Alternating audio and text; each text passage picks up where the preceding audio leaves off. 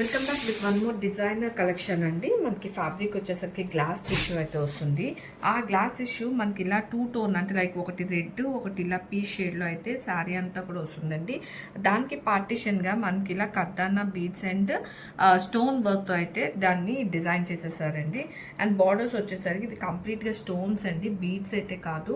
ఇవి మనకి original Swarovski stone అయితే వస్తుంది. త్రూఅవుట్ ద శారీ మనకి ఇలా ఆ బార్డర్స్లో స్కాలప్ ఫినిషింగ్ అయితే ఇచ్చేసారు. And this the first colour అండి, రెడ్ విత్ పీచ్.